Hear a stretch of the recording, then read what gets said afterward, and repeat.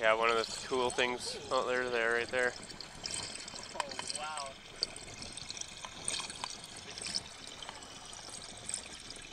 Let's see if they're gonna spend any time with us or what they're up to.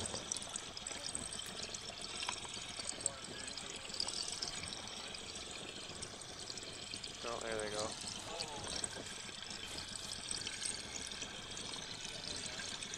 That's on the port side. They're swimming away from us, though. Yeah, one of the cool things from snorkeling, I've read some stuff in books talking about their melon, which is like the big basketball on their forehead, and just how smushy, and it's like filled with oily substance.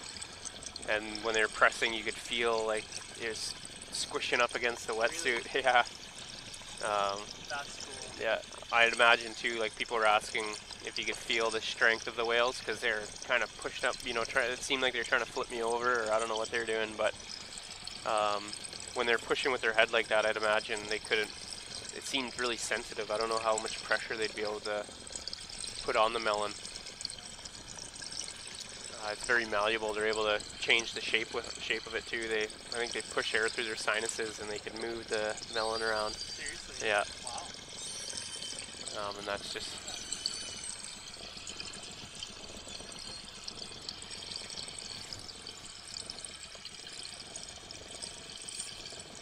I think it was Danny saying she's seen them.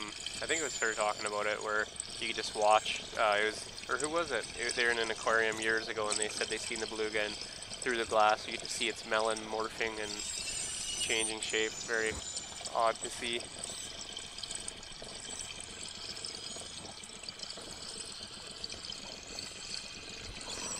I'll have to make sure we're not getting too far out here.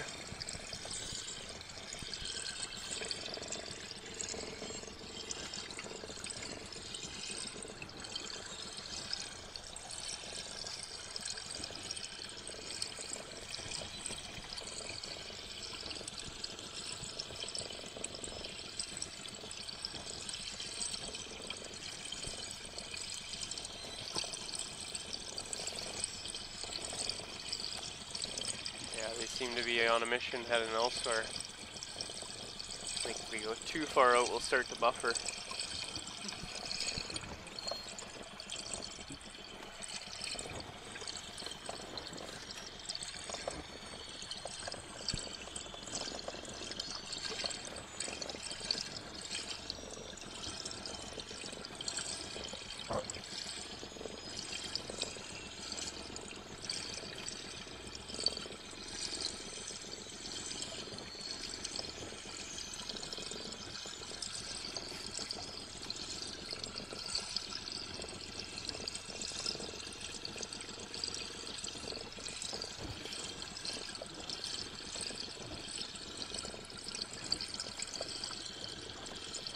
Oh, I meant to ask Thomas and Danny yesterday. We were talking about berry picking, and they say you guys have got a plethora of blueberries out there.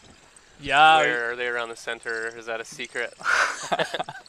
I can tell you where we have picked, so there's not any there anymore. Yeah. Right in front of the center has been pretty good, like right around on the east side. A little bit down Twin Lakes Road is pretty good as well. On Friday, like just a few days ago, we had our 40th anniversary gala dinner out at the center, and Danny and I were bartenders, and we made a subarctic sangria with freshly picked blueberries in our sangria. So that probably went over well. It sure did, yeah. And everything tastes better too when you know it's picked wild. Exactly. Yeah. So we had a good pail full in there, and someone else at the center was making blueberry jam the other day. So. Oh, cool. I think most of the stuff around the center has probably been picked over, but yeah. I think if you can get further down Twin Lakes Road, down to the old burn site, there's some pretty good picking around there, but usually you need a truck or a quad to get down there, usually. But if you want to spend the energy and gas, then for sure do it. Get in there, yeah. No, I need to get out. I see a lot of people kind of near the port picking, but I'm sure that's gone, or like we've seen a lot of people doing it, so I'm sure it's been gone through pretty thoroughly. Yeah. There's some good stuff on the coast road too. The other day, saw a few people had some pails full as well. So. Oh, really? Man, I'm If you're gonna get out there, get out soon. Arctic up. Tern. Yeah. Oh. I'm gonna check this out. Coming in for a dive bomb.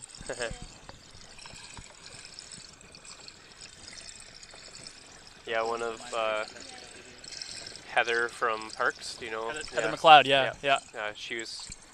I hopefully I'll run into her and see if I can finagle a jar of her fireweed jelly from her. You should. I've heard it's really good. Yeah, she had her and Leanne Fishback made or maybe it's just Leanne, but they made some local jams and jellies as a door prize or a silent auction prize for the gala. Oh, nice. And it was super popular because everyone knew it was Leanne and Heather's. Yeah. Yeah, I'm curious about the fireweed. When I found out that the people make jelly from it, Yeah. I was wondering what that'd be like. Put that on some bannock. Definitely. Good to go. Good to go. Churchill breakfast. Yeah. I don't know why I thought about it, but we were up the tower at the study center earlier in the season, and I seen some domes Yeah. out on the ground. What were you? Do you know what those are about, or what you guys are? Yeah, like the little six-sided exposed top. It's like a little. It looks like a Greenhouse? plexiglass kinda, Yeah.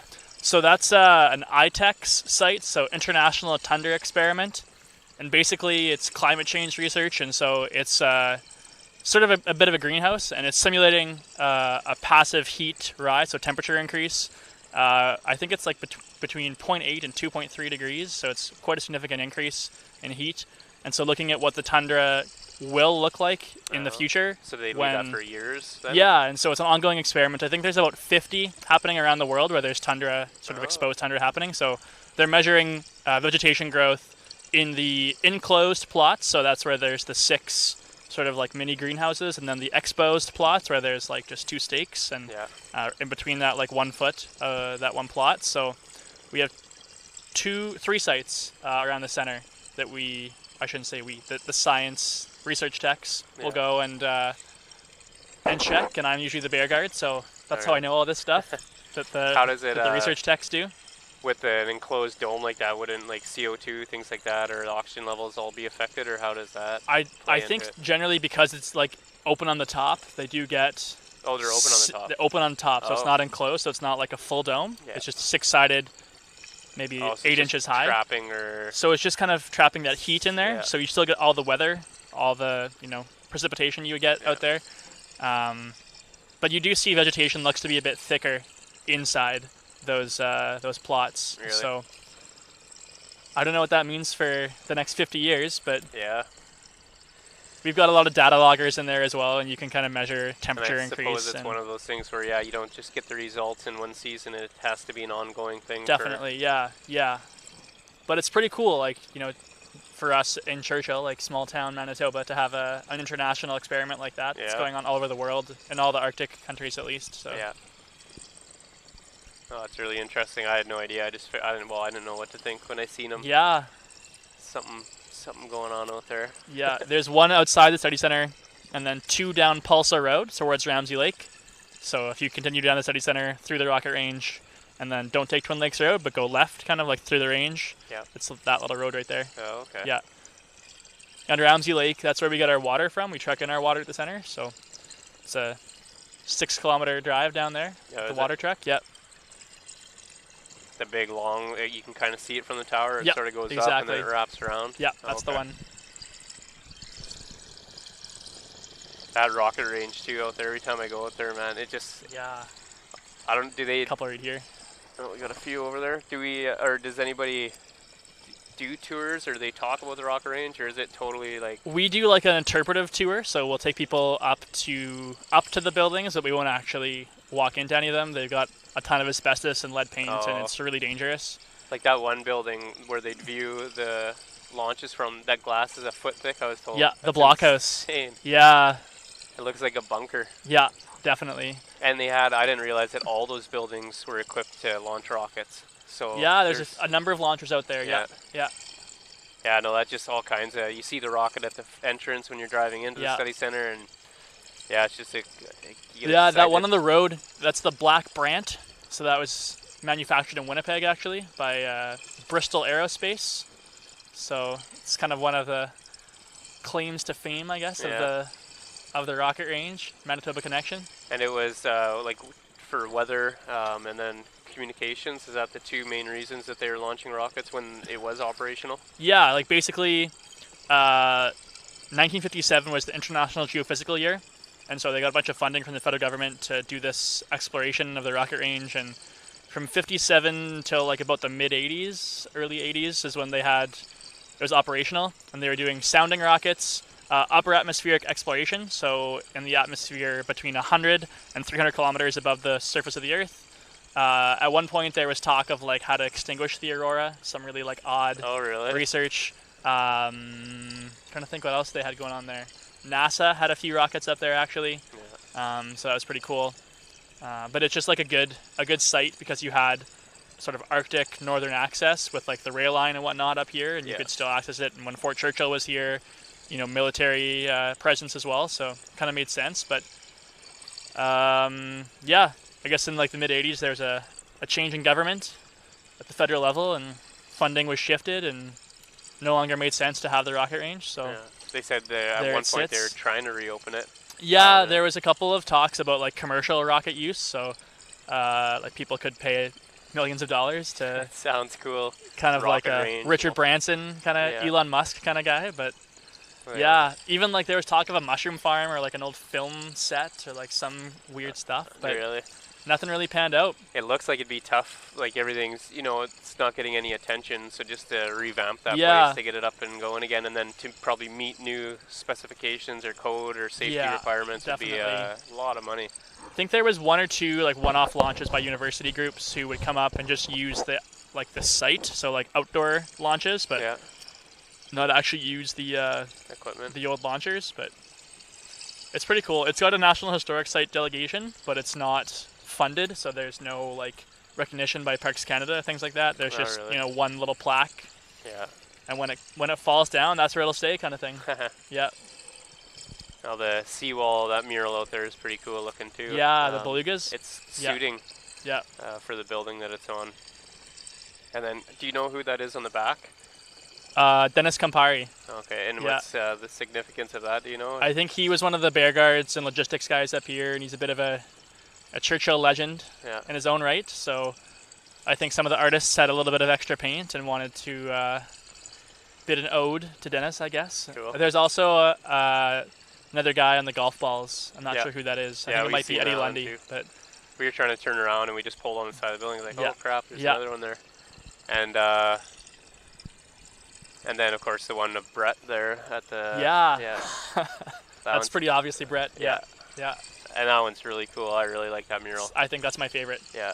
On all the five bears there. and stuff to the right of it, it's wild. I still can't believe all those things were done in 10 days. Yeah, and with like limited resources too, like you know, half the paint they're supposed to have, and I think Georgia, who did that like one on the Navy base, you ran out of black paint, the like "No, I'm Here" one. Yeah. So it's crazy. And the scaffolding and the lifts that they had were limited, so they were having to. Some people had to start at the bottom, others had to start at the top, and then they'd switch. Crazy. A couple in front of us here. Few whales there. Yeah, looks like a couple juvies.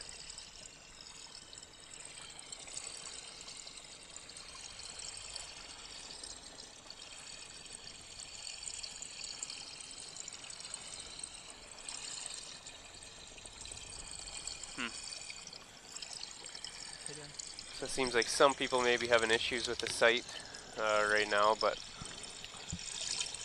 let's just hope that'll quit. And it sounds like a few people are having luck if they keep hitting the refresh button.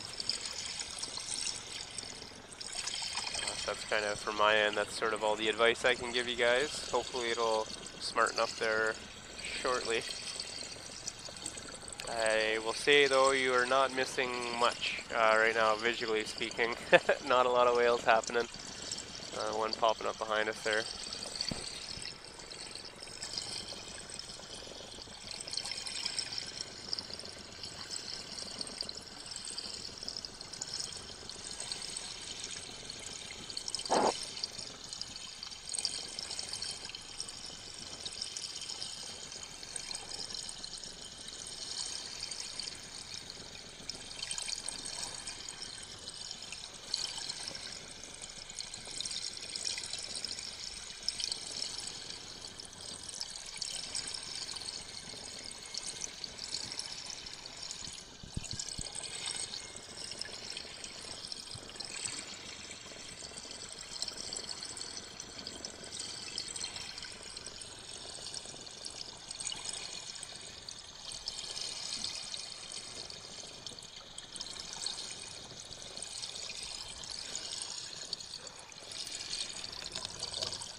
it's hard to say what to do. We didn't see a lot in the estuary, and the water was so dirty there.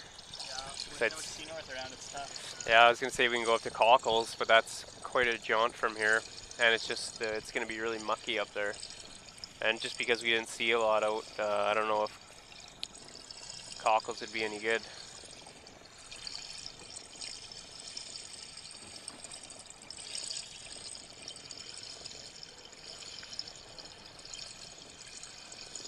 They're all hiding.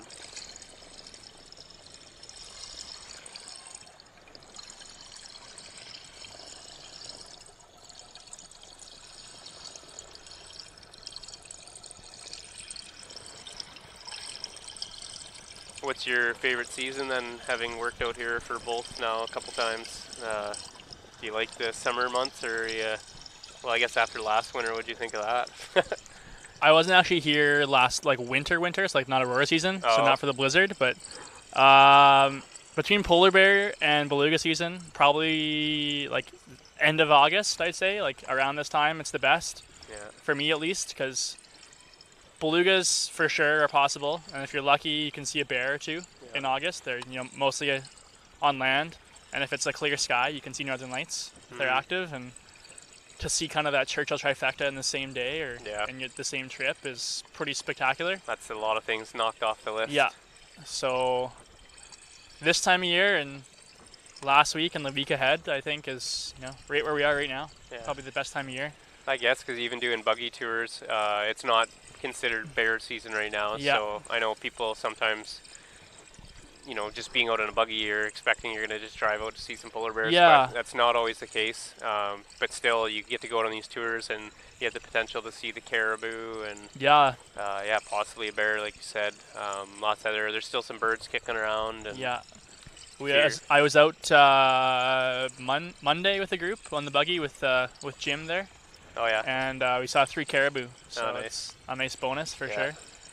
They've been around quite a bit this year. Yeah, I've heard that. Yeah. Heather again, McLeod, she said Yeah. on her Sloop Cove hike, they're seeing them almost every day. Yeah, Yeah, that's all the Cape population. So we talked a little bit about that a few weeks ago, and how they're contemplating if they should determine the Cape population a different, separate from the Nunavut population, just because they have different, I guess, habits, and they stay here all year opposed to migrating north. So that's kind of interesting. But yeah, they said a lot of them, they just been seeing piles of them. yeah. We've had quite a few out at the center too, which, from my understanding, isn't super common for us to see it. It's 1 or 2, but we had a really nice one with big rack, really good out at the center for 2 or 3 weeks. Really, Just hanging around. it's cool watching Sometimes them. moose too. Yeah. Yeah. Yeah. I sat this winter in the cabin. There's lots of times I loved it. Sometimes the caribou, they'd walk right out in front of the cabin, or they'd be out by the island that was on the lake, and you could just sit there at the picture window and watch them playing around and button heads, and they're really cool. Being a part of the deer family, they're so much different compared to moose and elk and deer, whitetail and mule deer. All those they behave differently. They look a lot different. I really started to see that hear that chomping noise, clicking his teeth together under there.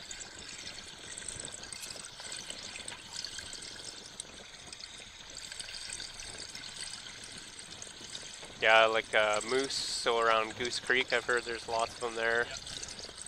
It seems like it'd be good territory around the study center.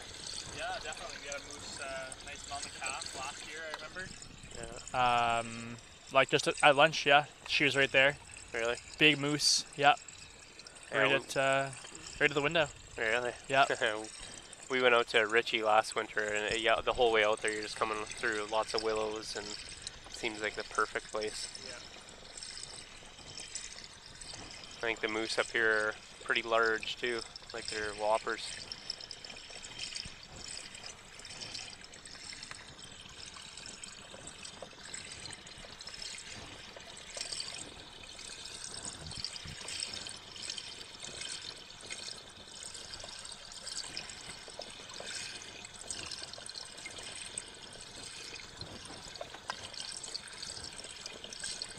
No, I talking about Jim. I was hanging out at their place yesterday and chatting with them, and because yesterday on the boat we were talking about the baking and all the good food that they have out there, and Jim had a big bowl of cookies there that I don't think he didn't get them from the study center, but it just brought up the conversation.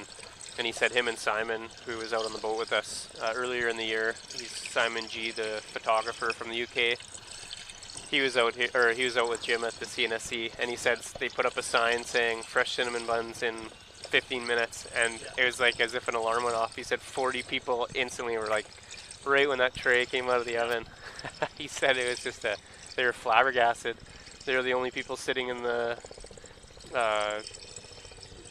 whatever you call it, I guess, cafeteria until they knew when those things are coming out. Yeah, I can definitely say with confidence that like eating at the CNSC, I've gained a few pounds for sure. And like Laura's cooking is second to none. And it's like every single TripAdvisor review or like any review we get, it's like the food. Really? The food is delicious. The food is so good. Who's the cooks? It's Laura. She's been off and on for 3 years. Laura and Peggy. I think Peggy is the one I Hart. know. I bought some jam and stuff off her last winter. Yep. And she's super awesome. Her husband's Greg. wicked too, yeah. Yeah. They keep us well fed for sure. Yeah. Yeah.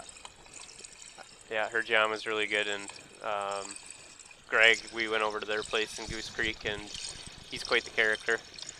Rocks out on his guitar, and he's got some pretty good tunes he'll sing you.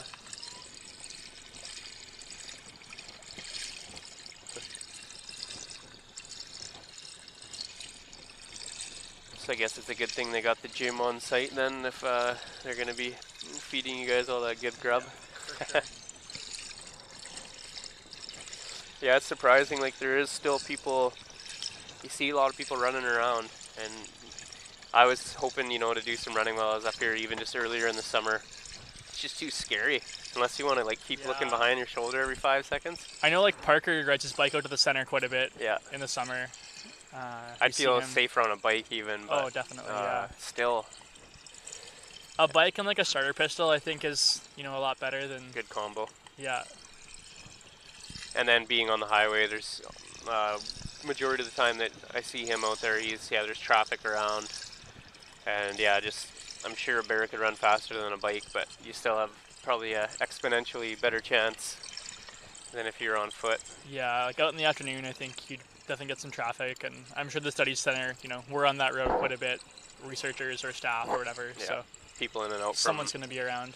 From the dump and the airport, and there's a lot of people that are just cruising. Every time I go out and just, you go for a little joyride and look for bears or look for just stuff to take photos of, you think you're going out in the middle of nowhere and you just run into people everywhere. There's people all over the place out there doing the same thing, mostly taking photos, or if there's a bear around, it doesn't take long for word to spread. Yeah, we've got that polar bear sightings board at the center, like right in the front atrium there, of like every bear that we've seen like throughout the summer and whatnot. And usually people will come in the front door and say, "Oh, where's that? Where's Bird Cove? Where's Bluff A? Where's Bluff B? Whatever it is." And always stirs up excitement and or disappointment, I guess. People missed a bear. Yeah, I was bummed out. I was at Bird Cove the other day, and apparently there's, I think, around 4 bears, or someone said maybe 6 out there feeding. Yeah, we stopped on that. There was that carcass out there. Yeah. Just on the west side, right, not far from the road. We got 6 from the road. We could see through binoculars and the telephoto lens. Yeah. Yeah, so I was closer to the Ithaca. I think I would have missed it, but I had my binoculars out and I was looking around and didn't spot them. You'd think you'd spot 6 big white blobs out in the rocks, but I didn't.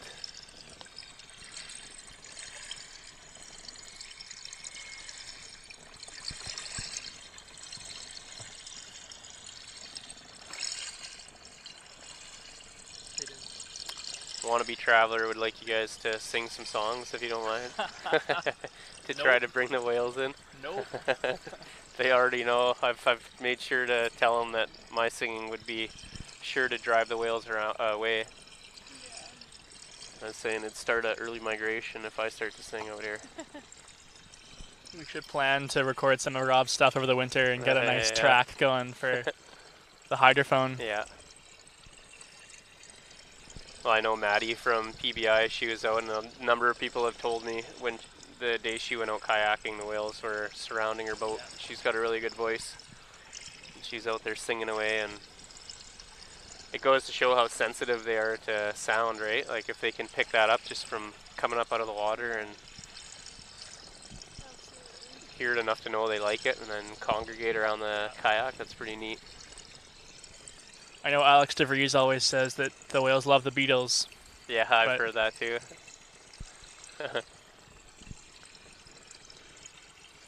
Yeah, has he gone out with speakers, or is he just... I never been out with him when he's had speakers, but he always tells the story of his buddy was snorkeling for his birthday, and he put Beatles on through the hydrophone, and they just came to congregate around him. Oh, really? Yeah. That's funny. Yeah, I think, you know, spending this much time out with them this year, they're just as curious about us as we are about them.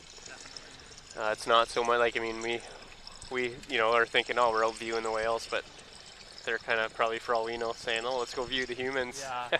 I mean, we've all seen it, but like definitely the, you know, swimming beside you, oscillating vertebrae, just turn up and have a look. Yeah. That's pretty special. Yeah.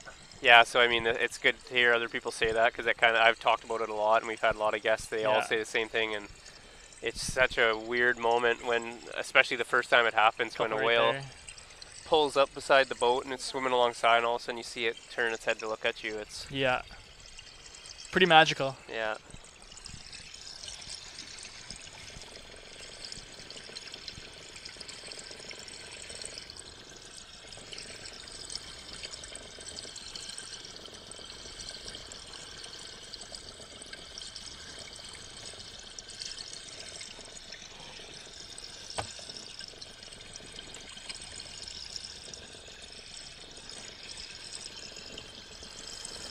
Yeah, I wasn't even, I was so preoccupied in the truck I wasn't looking out the window to see if there's whales in the estuary while we were sitting down at lunch there, but... We saw a couple, I think, from the beach. Yeah.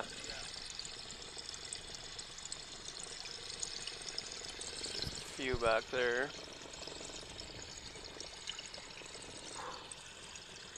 Well, at least it's not like it was yesterday with, and then have no whales on top of all that. Just nice to be out on the water too, you know? Like Oh, it's a good end of summer.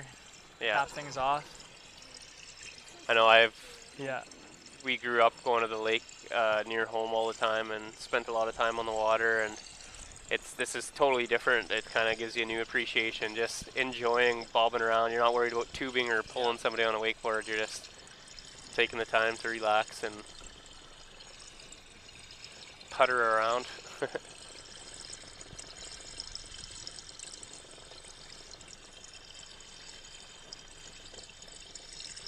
You see those guys doing the trips up to Lake Rankin and stuff. They come on their boats and they head down to Churchill, grab a boatload of supplies, and then pinner and go north.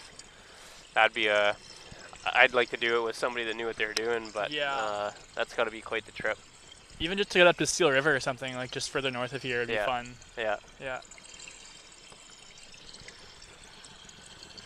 It's funny, one thing this winter, we spent so much time out in the bush, and you're cutting trail and you're covering, you know, tons of kilometers. You're all over the place, but the first month or so, we were just head down with the chainsaw, just cutting trail, and then finally we got to an area where we got to go up some big hills and stuff, and you get to see out, like, how vast it is out there. It's mind-boggling just how much land there is out there and how open it is. And it just automatically sparks that you just want to get out there and explore. Absolutely. Even though it's like, man, you're going to find a lot more of what you're seeing already. Like, in a sense, we were already exploring, but you just get that itch. Like, yeah, it's pretty cool. Like, I know getting down to Twin Lakes, and there's like that little lookout spot just at the very end there that kind of looks over into the fen, which is like a pretty big research spot for us at the center. But it's kind of as far south as you can get with groups, usually from the study center. And you could just see like south for kilometers and kilometers, and it's just trees. And you think, like, you know, there's not much down there. Like, I don't know where the next, I don't know where Lynn Lake is. I don't know where, you know, Gillum is. But you kind of want to see if you could find yeah, out. yeah. Yeah, I would go way up, what is it called? Way up north. Crap, I can't remember what that place is called. I'd like to do a sled trip up there though this year. Just get on the skidoo and go up to one of the next communities further north. Just make a go of it. I feel like after Like this... in Nunavut? Well, I don't know. I'm not sure how far I'd want yeah. to go, but I feel comfortable enough after spending so much time out here this last winter Yeah. that if I packed up a Comatic or a boggin, I'd go for it. Get up to Arviat? Yeah. Yeah, that'd be alright. You'd Whale have Cove. to, I don't know what you do, you'd probably have to, depending on the distance, you'd have to make a few trips, you know, setting up fuel stops or something, just to make it possible. Yeah. Because that'd be the biggest issue, is fuel, all that weight, and seeing what gear people use up here, and, no, they got some behind us. Using some of it myself. Those sleeping bags they have weigh around 30 pounds. Like, it's Seriously? insane how big and heavy duty they are. You wouldn't even need a tent.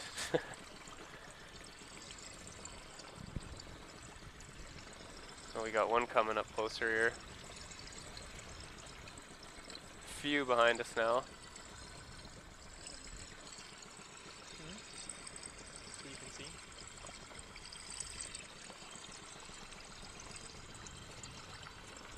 See if they want to swing by for a visit.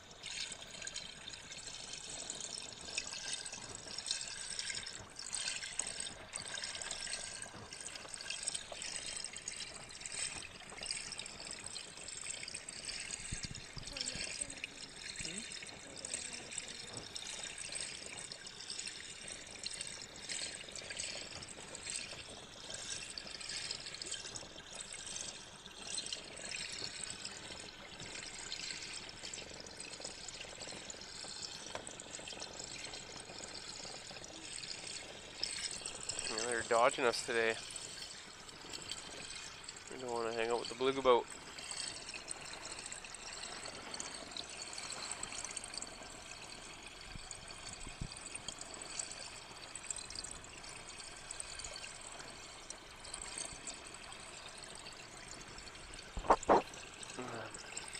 Got a question if it helped to like bang on the side of the Zodiac, but I don't know what that'd be like for people at home. And then I wonder if those sort of abrupt noises would be like tapping on a fish tank. I've heard sometimes with the kayaks, if you just like get your hand a little wet and, And rub the rub. side, and you get a little like squeaky noise. Yeah. They get drawn into that. Yeah. I know we were using people with wetsuits on the boat or anything. You get to squeak your butt Yeah. when it's wet up against the Zodiac. We didn't try it enough to see if it made a difference, but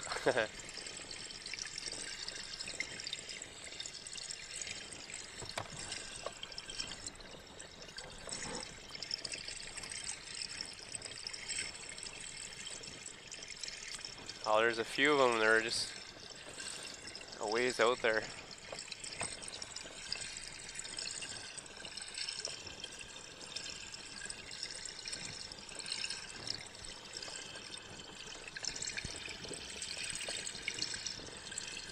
So you guys live in Winnipeg then? Yeah.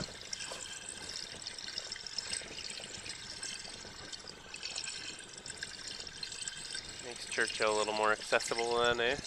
Kind of, sort of. Yeah. I mean, like, obviously the train being closed kind of Yeah. sucks, but we'll make it work. I guess I've been lucky with like the funding that I got for this job, or the study center got for my job. They pay for your travel round trip, so Oh, awesome. works out well. And Yeah. The train though, like, well, I know it's obviously the cheaper alternative when it is up and running, but I didn't realize, because I had taken it from Thompson, and it's 16 hours, and Thompson's roughly 400 kilometers from Churchill. So 16 hours on that train, puttering along at a couple kilometers an hour. Yeah. It seems like it's 2 days, hey, to Winnipeg? Yeah, I think it's like just about 48 hours to Winnipeg, almost 50 sometimes, and that's if Yeah. it's on schedule, which is like not that often from my No. understanding. A couple of Yeah, years. the stops are always varying, it seems. Yeah. That takes actually quite a bit of time. I thought that maybe it'd be faster, the distance between Winnipeg and Thompson, because we have to deal with muskeg. I've heard that's part of the reason the train goes so slow, is the tracks actually warp or move and twist and turn, so they can't go super fast, especially around corners and bends. I think the thing too that's like, you know, as a younger person, it's like super cheap to drive up from Winnipeg to Thompson and take the train, and someone who like myself who moved here, you know, you got a truck full of your possessions and toss it on the train in Thompson, but Yeah. not the case anymore. That's what I did the first Yeah. time I came up. I had Yeah. a skidoo. I had, like, you know, enough stuff to last me the 6 months up here, and Yeah. all of it went on the train. And then I shipped the skidoo up with guard vine, but it wasn't on the passenger train. But still, good luck doing that now. The only thing was, if your guy was going to get a new sled, I was talking to one of the conservation officers, and it was buy it in Thompson and then just drive it up here. Yeah. I was like, yeah, I could do that. You can make it up in a day, and all you do is just follow the hydro line.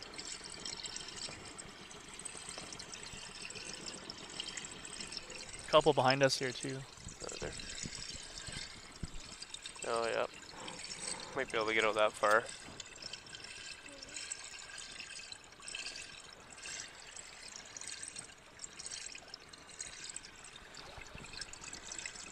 Look at the far side there.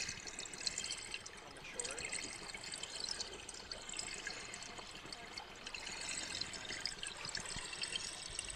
So like the other side of Hudson Bay. There's a little white flag.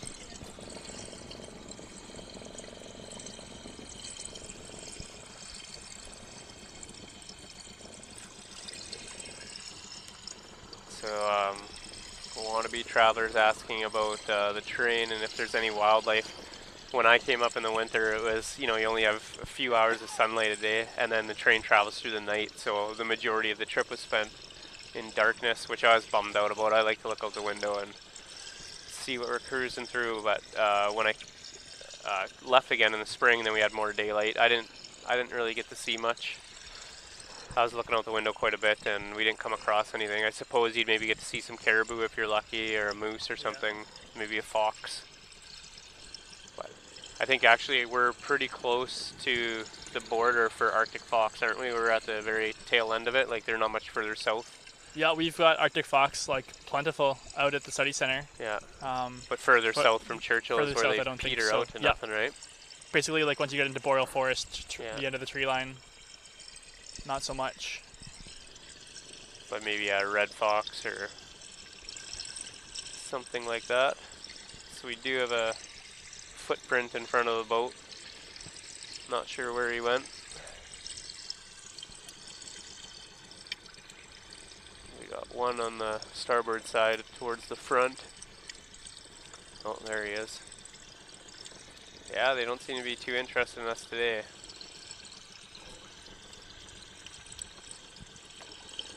These look to be, that one at least looks like a good sized adult. Just cruising around at the top, rolling around. See if we can coax this guy to follow us. Looks like he dove down.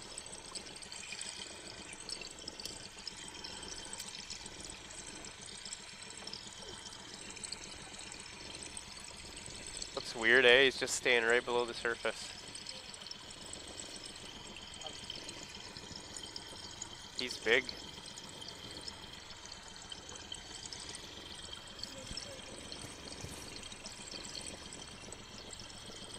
Oh, there he popped up.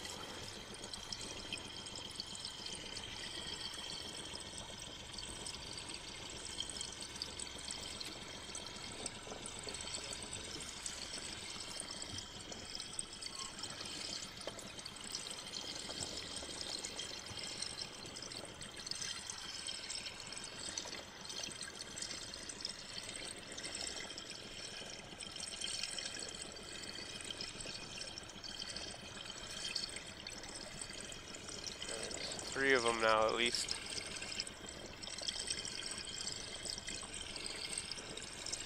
Yeah, we always say out here, the whales, they know we're here. Like, there's no doubt about that. And some days they just don't want to hang out with us.